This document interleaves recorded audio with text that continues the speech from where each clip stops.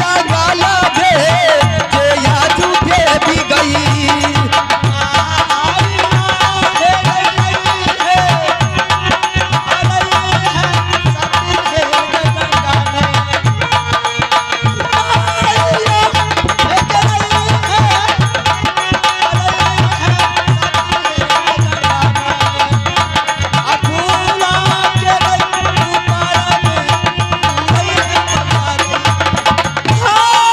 मैया गे गंगा जहला भर के जब भाई बेदर वैना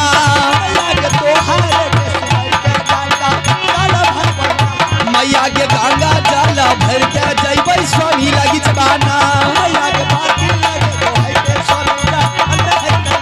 मैया गे स्वामी मोरा आशा तेरा ही आबै है कैना मैया गे ये नहीं गुनगुन पैना मैया के वादा करिए स्वामी से हमरा जो भी नाना मैया के गंगा जाला लेके जैबै दुनिया के नहाय बैना तो गंगा मैया हो गई तोरे आ तोहरे देवी गैया सिरा मात आ रहलैया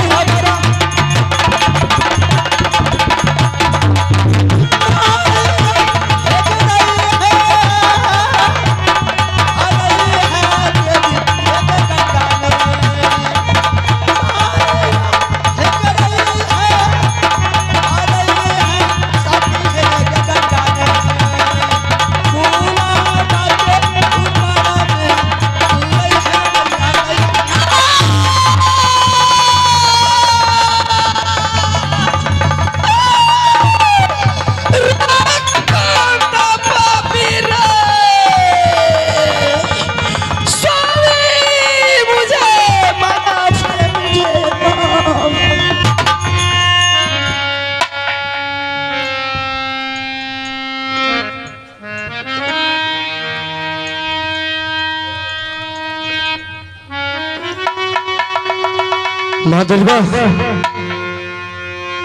मैं क्या कर दिया बहुत जुलूम कर दिया माँ दुर्गा मैं सोचा कि मिर्गा समझ गए मैंने एक अभागन औरत पर मैंने बाण चला दिया माँ दुर्गा आई थी गंगा किनारे पानी पीने के लिए ये किसी आदमी के लिए पानी ले जाती परमात्मा मुझे माफ करना इसमें मेरा कोई गलती नहीं मेरी बात समझ के मैंने बाण चलाया अरे तब महाराजा दयाल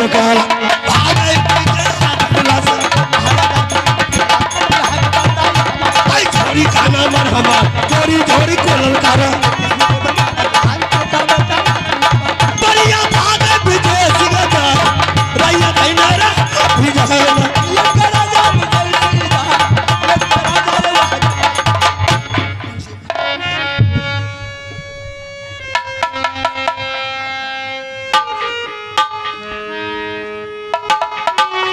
आइए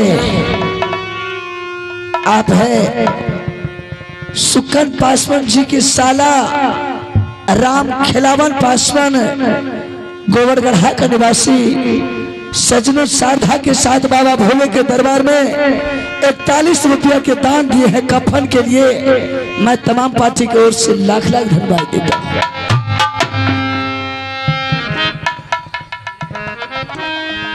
रानी गई है कफन लेने के लिए और बेटा का गंगा जल लेने के लिए। अभी तक रानी लौट करके ये दोनों सामान लेकर के नहीं आई है। मैंने अभागल बेटा के लहाज के पास एक एक लकड़ी चून चून करके जमा किया और उस अभागल बेटा के लिए मैंने आरती सजा सजा करके लगाया कि कब आएगा मेरा रानी कफन लेकर के गंगा जल लेकर के बेटा को गंगा जल से स्नान करेंगे, अभागल बेटा के बदन पर कफन देंगे और पापी ऐसा हाथ से अभागल बेटा को आग देंगे। सुबह गई है रानी, शाम सूरज अस्त हो रहा है, अभी तक लौट करके नहीं आई।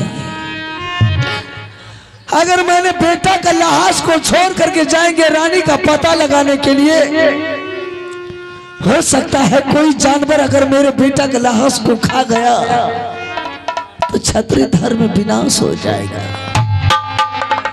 ठीक है, मैंने अभागल बेटा का लाश बाबा भोले के ऊपर छोड़ करके जा रहा हूं कि बाबा मेरे बेटा का लाश अमानत आप रखिएगा, जब तक मैं रानी का पता लगा करके वापस नहीं आऊंगा तब तक।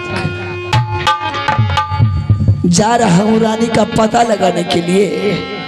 रानी मिल गई तो ठीक है, नहीं मिला तो क्या करेंगे सोचा जाएगा।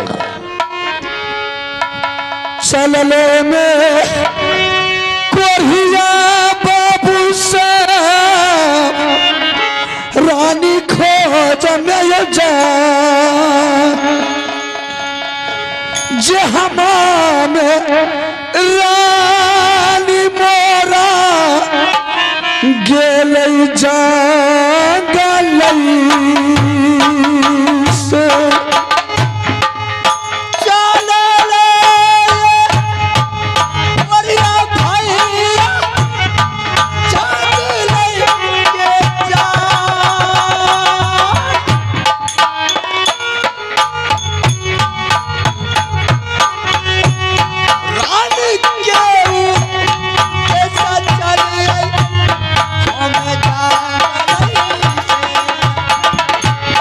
कहने जगे रानी स्वामी हमार, लौटिए गई मैं स्वामी तोरा सामने में।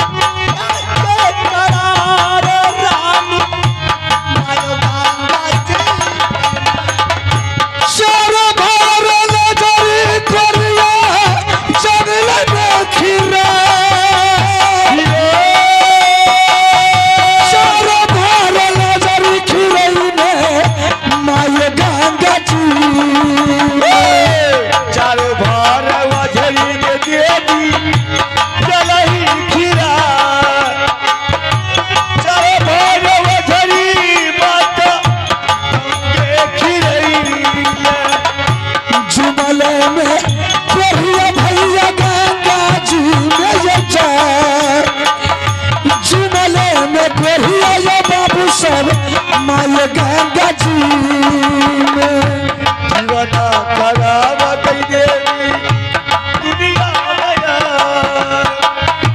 कोई ने शहीद लगे मत है दुनिया में। बहुत आश्चर्य की बात देख रहा हूं कि रानी के गले में कफन लपटा हुआ है। रानी का धर है पानी में और दोनों पैर है पानी से ऊपर में। लगता है कि जिस वक्त बेटा के लिए गंगा जल भर रही थी, उसी वक्त बेटा की याद में रानी अपने होश हवास को खो बैठी। ठीक है, हम रानी को जगा करके यहां से ले जाऊंगा।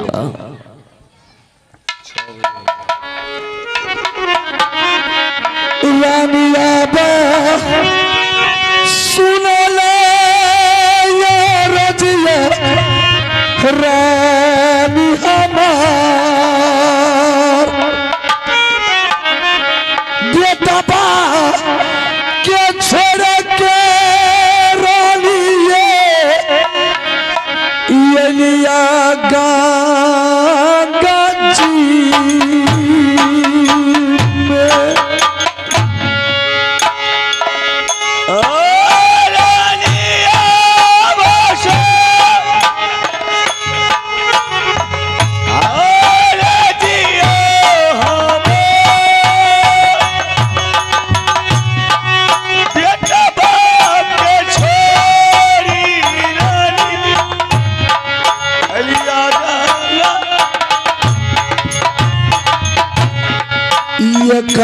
बेर जवाब करिए रानी। देख रानी, मैंने भागल बेटा का लाश को छोड़ करके आया हूँ रानी तुम्हारी पता लगाने के लिए। रानी ये ये का बेर जा बाबा रानी ये करियो को ये चबा के छोरा के रानी अलिया दरबा रानी देखो रानी रानी करियो हमारे से ये कबोरा या खिया खोलियो रानी ये हमार हीरा दाजू उड़ते रानी ये हो गोरिया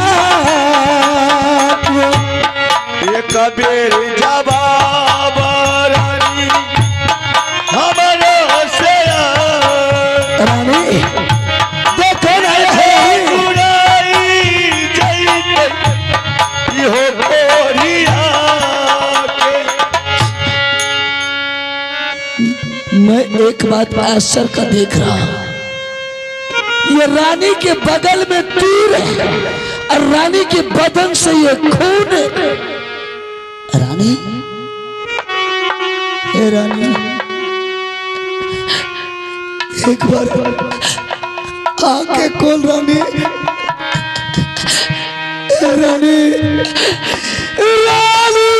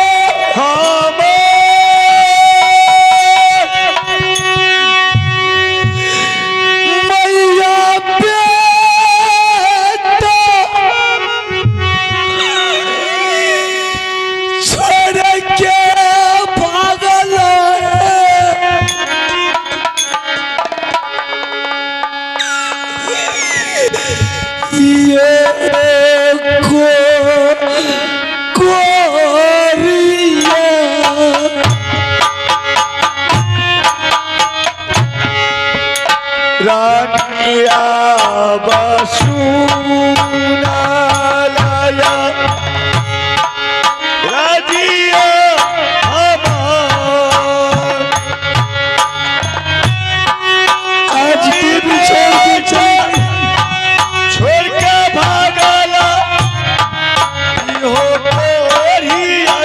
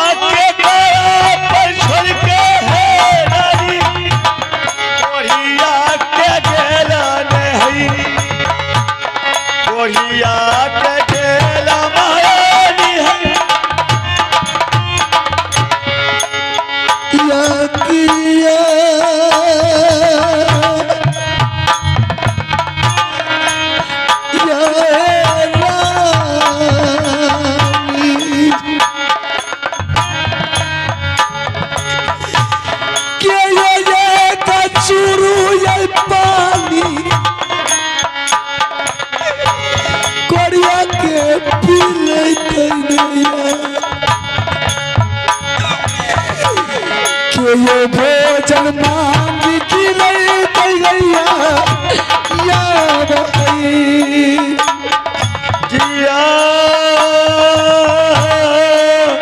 आहना रानी जी आके कचूरिया पनिया कोरिया के पी लई है कोरिया के पी लई है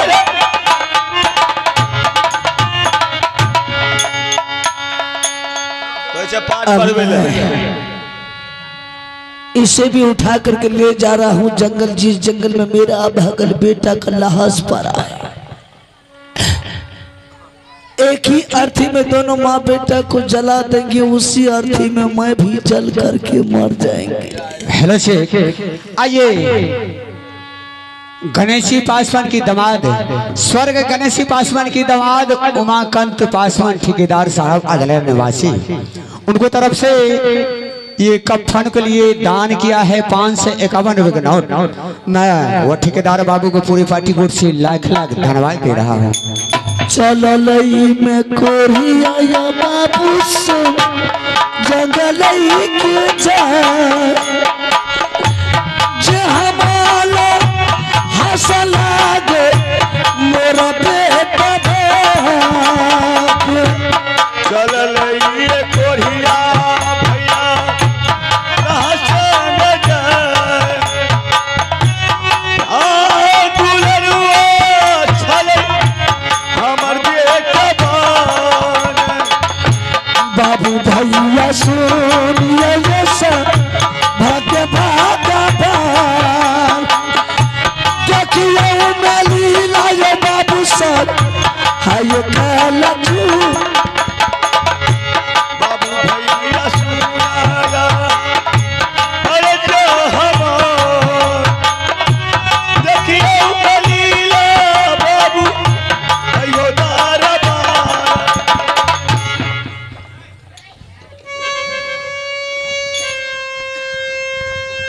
मैंने जैसे छोटी रानी की नहर पहुंचता है, छोटी रानी नहर भी नहीं है, आखिर गई कहां? मैं इस बच्चा को लाश कब तक दरबार में रखे रहेंगे? अगर कामनों की लाखों लोगों को पता चल जाएगा कि आज एक रुदल सिंह और उसकी पत्नी नहीं रहने के कारण आल्हा सिंह उसके बच्चे का लाश एक हफ्ता से घर में धर रखा है, तो शायद कोई मुझे बोलने के लिए नहीं है। मैं तो जवाब देने के लिए उसे रख रखा हूँ ताकि दोनों में से कोई मिलेगा तो बुला करके उसके सामने संस्कार करेंगे ताकि मेरे ऊपर से कलंक दूर रहेगा।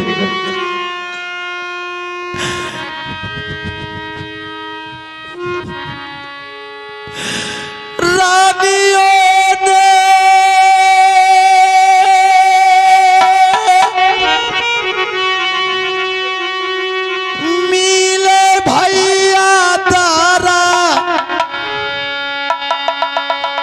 बार में जा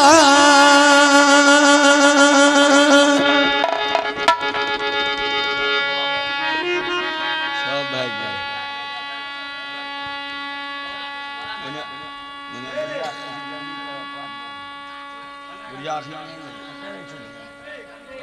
की करिए पाठ खत्म कर दिए 10 मिनट में।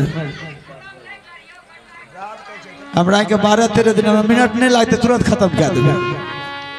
आन से बेसी हमरा के तकलीफ से कते खींच रही है।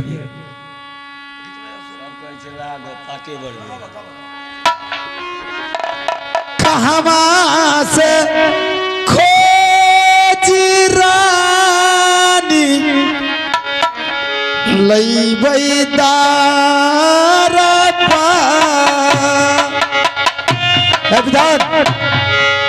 कहाँ से खोजी है रानी बेटवा गया कहाँ से खोजी रानी लई भाई बेटवा चलिए मैं भेलिए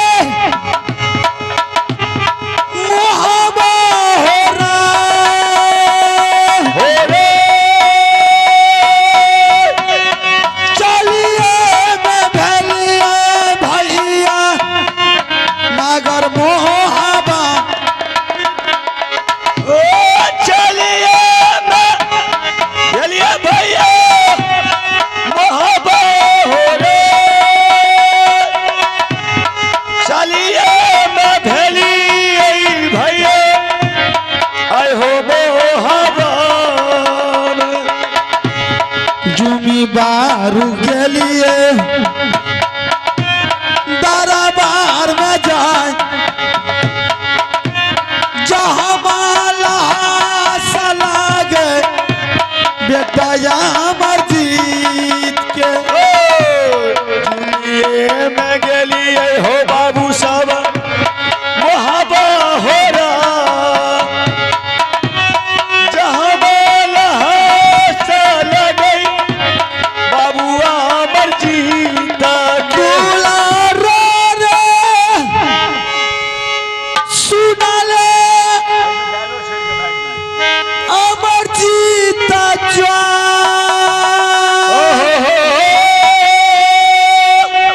तेरे मैया ने मिला लो बेटा रे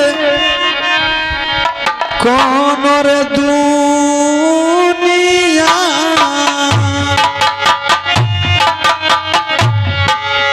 बाबू है सोना मारा जीता जो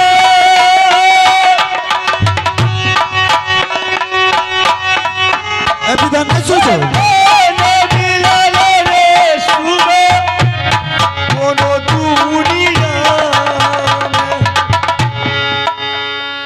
अमरजीत सिंह का लाश गाय दरबार से क्या हुआ?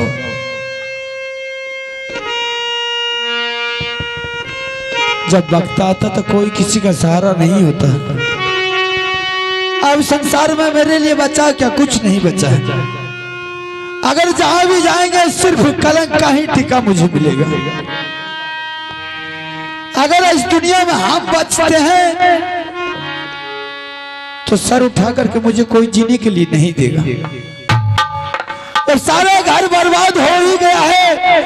ना ही छोटी रानी का पता चल रहा, ना ही रुदल सिंह का पता चल रहा है। उसका बेटा का तो मौत ही हो गया। अगर मैं वो हरामजादी पागल की तरह कर हम किसको संभालें? खैर कोई बात नहीं। गुरु महाराज आप ही एक मेरा सहारा है। गुरु अमर अगर मेरे कष्ट को दूर करने के लिए चाहते हैं तो आप मुझे स्वयं दर्शन दीजिए। अगर नहीं देते हैं तो आज के बाद कोई गुरु पर विश्वास नहीं करेगा शिष्य। आज दुनिया में सबसे बड़ा अगर कोई होता है तो माँ बाप होता है, दूसरा गुरु महाराज ही होता है। माँ बाप तो बचपन में ही चल बसे, एक सहारा गुरु का है।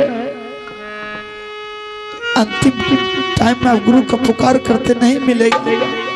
अब मैं अपना प्राण को यहीं त्याग रहे हैं। जब तक मैं अपना प्राण नहीं त्यागेंगे, अगर जिंदा रहेंगे तब न किसी को मुंह दिखाएंगे।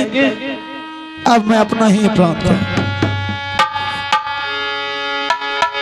तेजिया हो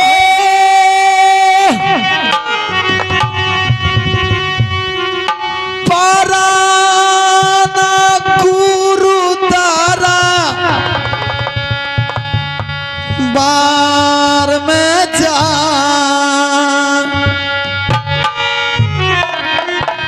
तेजिया पर गुरु देव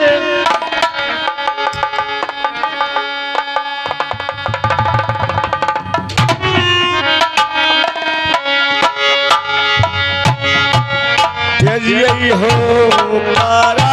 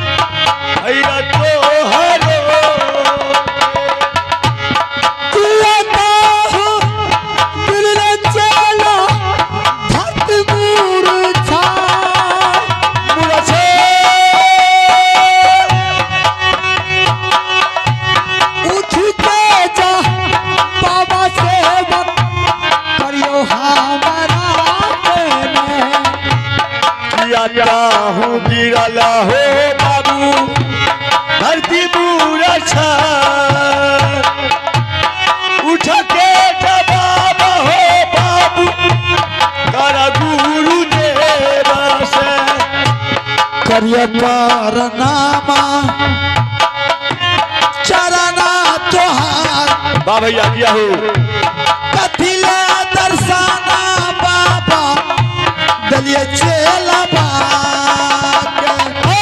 जुग जुग जिया रे खेलो ना लाख रे बारा जुग जुग जिया रे दुलारा सारे दुनिया हमें नतबा हो टूट गुरु चलबा सच्चा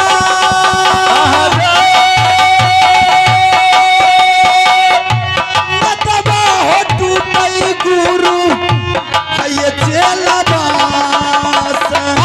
किया रे जब हवा चला कर हमार किया रे जवाब चला कर गुरुदेवा आला से गुरु महाराज ये तुम बताओ कि आज ये दरबार में तुम्हें क्या गिर गया क्या चीज का दिक्कत है गुरु महाराज आप स्वयं तीनों लोग के दाता हैं